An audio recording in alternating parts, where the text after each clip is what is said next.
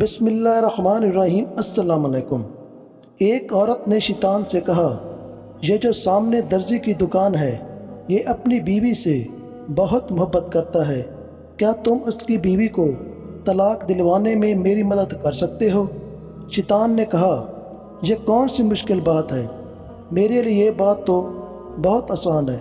شیطان درزی کے پاس گیا اور مختلف سمتوں سے اسے بہت ورغلایا، لیکن درزی جو اپنی بیوی سے بہت پیار کرتا تھا کسی صورت بھی بیوی کو چھوڑنے کے لیے رضامند نہ ہوا۔ شیطان واپس آیا اور عورت کے سامنے اپنی بے بسی کا اقرار کر لیا۔ عورت نے شیطان سے کہا، چلو اب میرا کمال دیکھو۔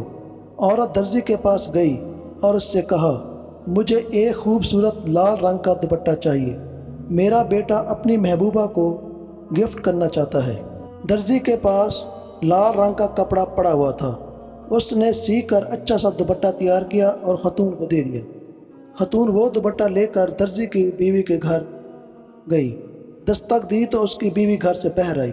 عورت نے کہا، میں ایک حاجت لے کر آپ کے گھر آئی ہوں، میرے گھر کا پانی ختم ہو چکا ہے، اگر آپ 2 بالٹی پانی دے دیں تو مہربانی ہوگی۔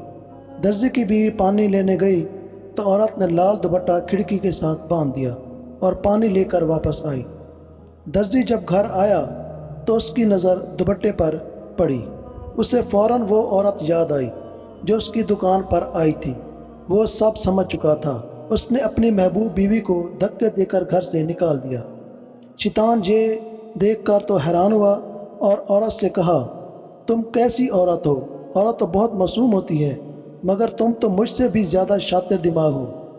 عورت نے کہا، انتظار کرو، میرے بارے میں اتنی جلدی فیصلہ مت کرو، میرے اچھے اعمال بھی ذرا دیکھ لو۔ شیطان نے کہا، وہ کیسے؟ عورت اگلے دن دوبارہ درزی کے پاس گئی اور اس سے کہا، کل جیسا ملتا جلتا دوپٹہ بنا کر دو، کیونکہ کل میں ایک غریب عورت کے گھر گئی، ادھر نماز ادا کی اور دوپٹہ ادھر ہی بھول گئی، اب مجھے وہاں واپس جانے میں شرم محسوس ہوتی ہے۔ یہ سب سننے کے بعد درزی کو اپنی غلطی کا احساس ہوا۔ اس نے اپنی بیوی پر شک کیا۔ وہ میکے گیا، بیوی کو منا کر واپس لے آیا۔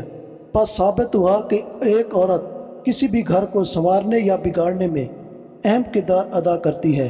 اگر وہ چاہے تو گھر جنت بن سکتا ہے، اور اگر وہ ایک گھر کو جہنم بنانا چاہے تب بھی وہ ایسا کر سکتی ہے۔